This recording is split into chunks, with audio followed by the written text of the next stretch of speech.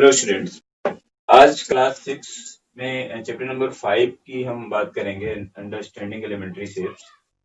जितनी भी बातें करेंगे उन सभी से एक्सरसाइज नंबर 5.1 से लेकर के 5.4 तक के क्वेश्चन सॉल्व होंगे। मतलब जो भी हम आज आपको बताएंगे उसमें आप 4 एक्सरसाइजेस पर वो बातें ट्राई कर सकते हैं। फिर नेक्स्ट एक्सरसाइज के लिए हम नेक्स्ट लेक्चर में बात करेंगे। तो अभी तो स्टार्टिंग है, जैसे मान लीजिए जो इस चैप्टर की स्टार्टिंग होती है उसमें सबसे पहले बात की गई मेजरिंग लाइन सेगमेंट। मतलब किसी लाइन सेगमेंट को आपको मेजर करना है। तो मेजर करने के लिए आपको क्या चाहिए? रूलर चाहिए। रूलर का आप जीरो यहाँ रखिए और लास्ट पॉइंट जहां तक जाता है वो उसकी लेंथ होती है। मेजर आप सेंटीमीटर में कर सकते हैं, मिलीमीटर में कर सकते हैं। हालांकि सबसे छोटा यूनिट जो रूलर का होता है वो मिलीमीटर होता है, लीस्ट काउंट उसका मिलीमीटर होता है। और बाकी इंच में आप कर सकते हैं, दूसरी साइड में इंच होता है, लेकिन ज्यादातर जो है मेजरमेंट सेंटीमीटर या मीटर में होता है। तो ये सेंटीमीटर में जब आप करेंगे इसको तो ये यहाँ से ये जीरो होगा और यहाँ पर मान लीजिए 1 आ रहा है, 2 आ रहा है, 3 आ रहा है, ये 4 आ रहा है और यहाँ पर 1 2 ऐसे आ गया। मतलब 2 पॉइंट, मतलब 4 के बाद में 2 पॉइंट और आ रहा है, तो इसकी इसकी जो लेंथ होगी वो कही जाएगी 4.2, यानी कि 4 सेंटीमीटर और 2 मिलीमीटर। इस तरीके से इसको मेजर करते हैं। अब मान लीजिए कभी कभी दो लाइन गिवन है। अब दो लाइन गिवन है तो आपको ये पता करना है कौन सी लाइन बड़ी है कौन सी लाइन छोटी है। तो मान लीजिए इस तरीके से एक लाइन ऐसे है तो ये तो बहुत आसान है, देखा ही दे रहा है कि ये लाइन बड़ी है और ये लाइन छोटी है। लेकिन कभी कभी क्या होता है कि मतलब लाइंस के बीच में जो डिफरेंस होता है वो बहुत कम होता है। और जब बहुत कम डिफरेंस होता है तो उसको अगर आपको ये देखना है, मतलब ये कंपेयर करना है कि कौन सी लाइन से कौन, मतलब कौन सा लाइन सेगमेंट बड़ा है कौन सा छोटा है। अगर आप ये जानना चाहते हैं, जैसे मान लीजिए कि ये लाइन है और इसी के जस्ट बगल में यहाँ पर हमने एक ऐसे लाइन बनाई हुई है। अब देखने में लगभग एक जैसी दिख रही है, मतलब एक ही लेंथ दिखाई दे रही है, लेकिन हो सकता है इसमें कुछ डिफरेंस हो, माइनर डिफरेंस हो। तो उसके लिए दो तरीके होते हैं। एक तो ट्रेसिंग पेपर के थ्रू आप कर सकते हैं कि मान लीजिए आप इसको ट्रेस करिए एक लाइन को और फिर दूसरी लाइन को उसके ऊपर ले जाकर के रख दीजिए। दूसरा क्या होता है कि आपके जो ज्योमेट्री बॉक्स होता है उसमें एक डिवाइडर होता है। आपने देखा होगा, एक तो प्रोटेक्टर हो गया जिससे आप एंगल मेजर करते हैं। दूसरा कंपास होता है जिससे एंगल्स बनाते हैं, आर्क्स वगैरह बनाते हैं। एक तीसरा इंस्ट्रूमेंट होता है जिसमें दो जो है नीडल लगी होती है, दोनों तरफ नीडल लगी होती है, उसको डिवाइडर कहते हैं। उससे भी आप कर सकते हैं। क्या करेंगे, यहाँ पर आप निडल रखिए एक तरफ और दूसरी निडल आप इधर रखिए तो आपको एक डिस्टेंस मिल जाएगा उसमें। फिर आप यहाँ रखिए और वो निडल अगर इसको क्रॉस कर रही है इसका मतलब ये लाइन छोटी है, और अगर वो उसकी जो दूसरी निडल है वो इसके अंदर रह जा रही है तो इसका मतलब ये लाइन बड़ी है वो छोटी। तो इस तरीके से आप कर सकते हैं। और तीसरा क्या है कि आप मेजरमेंट करिए, फिर रूलर ले लीजिए, आप इसको मेजर कर लीजिए, इसको मेजर कर लीजिए, आपको पता चल जाएगा कि कौन सी लाइन सेगमेंट बड़ा है और कौन सा छोटा है। तो जो फर्स्ट एक्सरसाइज है 5.1 एक्सरसाइज, इसमें इसी टाइप के क्वेश्चंस बताए गए हैं, इसके बारे में बात की गई है। उसके बाद जो 5.2 एक्सरसाइज है उसमें बेसिकली एंगल्स की बात की गई है। आइए हम बात करते हैं एंगल्स के बारे में। तो सबसे पहले तो आप ये समझ लीजिए कि जो कंप्लीट एंगल होता है, मतलब पूरा एक एंगल जो होता है वो 360 डिग्री का होता है। मतलब किसी एक पॉइंट पर अगर हम पूरा राउंड कर जाए तो 360 डिग्री का एंगल बनता है। आप ऐसे समझ सकते हैं, जैसे मान लीजिए आप ऐसे एक लाइन है ऐसे और यहाँ पॉइंट है। आपने क्या किया, यहाँ पर ऐसे एक एंगल बनाया, एक एंगल ये है जो 90 से कम है, और आप बढ़ जाइए यहाँ पर आपने एंगल बनाया और बड़ा हो गया, 90 से भी ज्यादा एंगल हो गया। और इस तरीके से अगर पूरा एक राउंड कर जाए तो 360 डिग्री का एंगल बनता है ना। अब इसी में हमें हर एक पॉइंट को समझना है, कितने तरीके के एंगल्स हो सकते हैं उनको समझने की जरूरत है। तो सबसे पहले हम बात करेंगे, सबसे पहला जो होता है उसको हम कहते हैं एक्यूट एंगल। एक्यूट एंगल ये क्या होता है, इसकी वैल्यू ये इस टाइप से होता है, इसकी वैल्यू हमेशा 90 डिग्री से कम होती है। 90 डिग्री का एंगल ऐसा होता है, ऐसे आप देखेंगे, अब प्रोटेक्टर से मेजर कर सकते हैं, 90 डिग्री का एंगल होता है बिल्कुल इस तरीके से। तो ये जो एंगल होता है इसकी वैल्यू 90 से कम होती है, मतलब लेस देन 90 कह सकते हैं ऐसे, लेस देन 90। तो लेस देन का साइन क्या होता है, तो ये लेस देन का साइन है 90, मतलब एक्यूट एंगल हमेशा 90 से कम होता है, 90 डिग्री से कम होता है। एक्यूट एंगल के बाद में सेकंड नंबर पे आता है right angle. Right angle, right angle जो है वो 90 डिग्री के इक्वल होता है, एग्जैक्ट 90 डिग्री का जो एंगल होता है, जैसे इस टाइप का जो एंगल होगा वो राइट एंगल होता है। मतलब जब भी 90 डिग्री का एंगल है तो आप उसको राइट एंगल कह सकते हैं। 90 डिग्री से कम है तो वो एक्यूट एंगल होता है। अब उसके बाद थर्ड पार्ट आता है जिसको हम ऑब्ट्यूज एंगल बोलते हैं। ऑब्ट्यूज एंगल, एंगल आप आगे लिख लेंगे। तो ऑब्ट्यूज एंगल क्या होता है? जिसकी वैल्यू 90 से कम, मतलब ग्रेटर देन 90, या फिर greater than 90 and less than 180, मतलब 90 से ज्यादा और 180 से कम, कुछ इस तरीके का एंगल। ऐसा एंगल जब होगा, मतलब देखिए ये यहां पर 90 डिग्री है, ये चीज होगी वो 90 डिग्री होगी, और ये पूरी एक स्ट्रेट लाइन जो होता है वो 180 डिग्री के एंगल को बनाती है। मतलब हम यहां से यहां पर आकर के रुक जाएं तो राइट एंगल बनेगा, उसको क्रॉस कर रहे हैं, इसका मतलब ये ऑब्ट्यूज एंगल हो गया। लेकिन हम 180 को टच नहीं कर रहे हैं, स्ट्रेट लाइन को टच नहीं कर रहे हैं, इसका मतलब ये 180 से कम है। तो greater than 90 and less than 180, मतलब 90 से बड़ा और 180 से कम जो एंगल होता है उसको हम कहते हैं ऑब्ट्यूज एंगल। उसके बाद 4th नंबर पे आता है, अब देखिए एक एक करके हम बढ़ते चले जाएंगे। फिर आगे आ गया स्ट्रेट एंगल।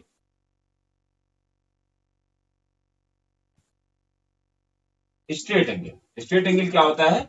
एग्जैक्ट 180 डिग्री का जो एंगल होता है वो स्ट्रेट एंगल होता है, मतलब उससे हमेशा एक सीधी लाइन बनती है इस टाइप से, ऐसे यहाँ पर पॉइंट है और ये एंगल जो है इसको हम कहते हैं स्ट्रेट एंगल।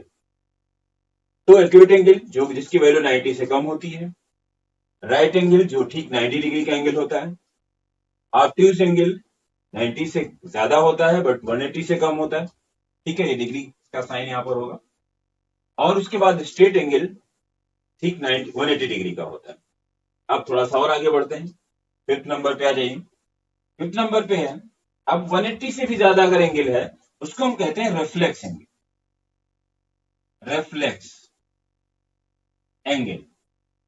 रिफ्लेक्स एंगल की वैल्यू क्या होती है? 180 से ज्यादा होती है लेकिन 360 से कम होती है। जैसे ये ऐसे आ रहा है, ऐसे ये एंगल, आप ध्यान दीजिए 180 कब होगा? जब अगर इसको ऐसे सीधा कर दें तो ये यहां से लेकर के यहां तक 180 बनेगा, उससे भी बड़ा है ये एंगल, तो ऐसे एंगल को हम रिफ्लेक्स एंगल बोलते हैं। और रिफ्लेक्स एंगल के बाद मतलब रिफ्लेक्स एंगल की वैल्यू क्या है? Greater than 180 and less than 360। Greater than 180 और लेस देन 360, ये लेस देन का साइन, लेस देन 360, 360 से कम और 180 से ज्यादा अगर एंगल हो रहा है तो वो उसको रिफ्लेक्स एंगल कहते हैं। और लास्ट में आता है 6 नंबर पे, उसको हम कहते हैं कंप्लीट एंगल या होल एंगल भी बोलते हैं। कंप्लीट एंगल क्या होता है? पूरा एंगल, मतलब 360 डिग्री का एंगल, ऐसे लिया ये पूरा एंगल 360 डिग्री, ये कंप्लीट एंगल होता है। तो इस तरीके से हमने आपको बताया, स्टार्टिंग से आप फिर से एक बार समझ लीजिए, 90 डिग्री से कम जो वैल्यू होती है वो एक्यूट एंगल होता है। उसके बाद ठीक 90 डिग्री का एंगल राइट एंगल हो गया, और 90 से थोड़ा सा आप आगे बढ़ेंगे लेकिन 180 से कम रहेंगे तो ऑब्ट्यूज एंगल होता है। फिर ठीक 180 डिग्री का एंगल ये स्ट्रेट एंगल होता है। 180 से ज्यादा हो लेकिन 360 से कम हो उसको हम रिफ्लेक्स एंगल बोलते हैं। और ठीक 360 डिग्री का एंगल होता है ना, इक्वल टू 360 डिग्री, तो 360 डिग्री का जो एंगल होता है उसको हम कंप्लीट एंगल या होल एंगल कहते हैं। तो ये है एंगल्स का डिस्ट्रीब्यूशन। एक्चुअल में जो आगे की एक्सरसाइज है 5.2, 5.3 और 5.4, ये तीनों एक्सरसाइजेस कुछ इसी टाइप की। आइए इसको इरेज कर देते हैं, कुछ और बातें कर लेते हैं जो हमें 5.2 और 5.3 में पढ़ना है। उसमें क्लॉक की बात की गई, अब आप उसको जरा समझ लीजिए। घड़ी के बारे में हम लोग बात करेंगे, उसमें एंगल्स की बात करेंगे, और कुछ एक रेवोल्यूशन की बात होती है। जैसे मान लीजिए एक ही डायरेक्शन है, ऐसे ये नॉर्थ है, ये साउथ है, ये ईस्ट है और ये वेस्ट। अगर आप मान लीजिए इस तरफ खड़े हैं, ईस्ट की तरफ आपका मुंह है, और अगर हम पूरा एक राउंड करके ऐसे मान लीजिए हम इधर की तरफ घूम करके ऐसे पूरा करके और फिर से उसी सिचुएशन में आ जाते हैं, तो इसको हम कहते हैं कंप्लीट रेवोल्यूशन। मतलब हम पूरा एक चक्कर घूम गए और पूरा एक राउंड करने में हमें 360 डिग्री का एंगल कवर करना पड़ता है, 360 डिग्री का एंगल घूमना पड़ता है, ये होता है कंप्लीट रेवोल्यूशन। अब अगर मान लीजिए हम इधर ईस्ट में खड़े हैं और एक राउंड ऐसे घूम जाते हैं, तो कहां पर आ गए? यहां से चलेंगे और यहां आ गए, कितने डिग्री का एंगल बनेगा? 90 डिग्री का। या यूं कह सकते हैं कि पूरे एंगल मतलब उसका कंप्लीट रेवोल्यूशन का यह है 1/4, एक चौथाई, क्योंकि 360 का 1/4 ही तो 90 डिग्री आएगा। तो अगर आपसे कहा जाए कि आप ईस्ट में हैं और 1/4 आप रेवोल्यूशन अगर आप जो है एंटी क्लॉकवाइज चलते हैं या क्लॉकवाइज चलते हैं तो आप कितना चलेंगे भाई। एंटी क्लॉकवाइज क्या होता है, ऐसे घड़ी जिधर चलती है उसकी उल्टा में इसको एंटी क्लॉकवाइज बोलते हैं। मान लिया आप यहाँ पर इधर की तरफ आपका माउथ है और हम जो है माउथ का फेस कह सकते हैं, मतलब इधर आपका फेस है और अगर आप जो है 1/4 रेवोल्यूशन आप एंटी क्लॉकवाइज चलते हैं तो कहाँ जाएंगे, नॉर्थ में आ जाएंगे। अब अगर हाफ कर रहे हैं आप पूरे का हाफ, हाफ का मतलब 180 डिग्री, तो 180 डिग्री करेंगे तो वेस्ट में आ जाएंगे। तो इससे रिलेटेड ये एक्सरसाइज है 5.2 एक्सरसाइज। आइए इसके एक दो क्वेश्चन हम लोग बात कर लेते हैं। तो एक तो ये आएगा ईस्ट वेस्ट नॉर्थ साउथ मतलब डायरेक्शन से रिलेटेड क्वेश्चन इसमें आएंगे। दूसरा घड़ी से रिलेटेड क्वेश्चन है। अब देखिए यहाँ पर ये 12 होता है, ये 3 है, ये 6 है और ये 9, कुछ इस तरीके से होता है। इसमें भी ये 3 पार्ट्स में डिवाइड होता है, टोटल 12 पार्ट होते हैं। अब यहाँ पर भी देखें ये सिचुएशन 90 डिग्री की होती है, मतलब अगर एक निडिल 12 पे है दूसरी 3 पे अगर आ जाती है तो ये 90 डिग्री का एंगल बनाता है। अब ये 90 डिग्री का एंगल भी 3 पार्ट्स में डिवाइड है ऐसे। इसका मतलब 30, ये 30 और ये 30, मतलब ये 12 से 1 के बीच में 30 डिग्री का एंगल बनता है, 1 से 2 के बीच में भी 30 डिग्री का एंगल बनता है और इस तरीके से 30-30 बनते चले जाते हैं। और टोटल पार्ट्स कितने हैं 12, तो 12 इंटू 30 आप करिए कितना आएगा, 36 आ जाएगा, 360 डिग्री आ जाएगा। तो आप क्या करें, यहाँ पर भी जो कंप्लीट रेवोल्यूशन है वो 360 डिग्री का होता है और एक पार्ट 30 डिग्री का होता है। इस टाइप के क्वेश्चंस भी आएंगे कि मान लीजिए कहा जाएगा कि निडल 3 पे है और 7 पे पहुंचती है, बताइए कितने डिग्री का एंगल बना। निडल कहाँ थी 3 पे और कहाँ आ गई 7, तो यहाँ थी और यहाँ आ गई। आपको पता है कि यहां से यहां तक 30 हुआ, 30 30 30 30 कितने स्टेप, 4 स्टेप। तो 4 इंटू 30 आप कर दीजिए, कितने डिग्री का एंगल बन गया, 120 डिग्री। तो इस टाइप के क्वेश्चंस भी आपको यहाँ पर मिलेंगे एक्सरसाइज नंबर 5.2 में। आइए एक दो क्वेश्चंस की हम लोग बात कर लेते हैं। जैसे जो फर्स्ट क्वेश्चन है लिखा है what fraction of clockwise revolution does the hour hand of a clock turned through when it goes from 3 to 90। अब इसमें वो फ्रैक्शन बताना है, 3 से कहां तक जाना है 9 तक, तो 3 से जाएगा कहां तक आएगा 9 तक, तो कितने स्टेप हो गया, 3 से चलेगा 1 2 3 4 5 6, तो 6 इंटू 30, एक स्टेप पे 30 डिग्री का एंगल बनता है, तो टोटल हो गया 180 डिग्री। 180 डिग्री का एंगल 3 से 6 तक, 3 से 9 तक जाने में 180 डिग्री का एंगल बनेगा।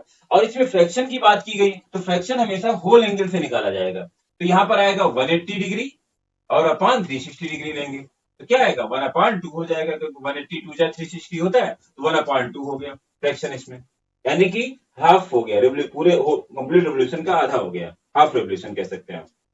ठीक, तो जो फर्स्ट क्वेश्चन है उसमें इस टाइप से आपको करना है, जैसे 7 से सेकंड पार्ट में क्या है, सी पार्ट में 7 से 10 तक आपको जाना है, तो 7 आपका यहाँ है और 10 तक यहाँ आना, तो यहाँ 7 से चलेंगे तो यहाँ से तो चलेंगे आप, तो पहला स्टेप ये हुआ 1 2 3 स्टेप जा रहे हैं, तो 3 3 जा 9 मतलब 90 डिग्री का एंगल बना, तो 90/360 करेंगे तो 1/4 इसका फ्रैक्शन बन जाएगा।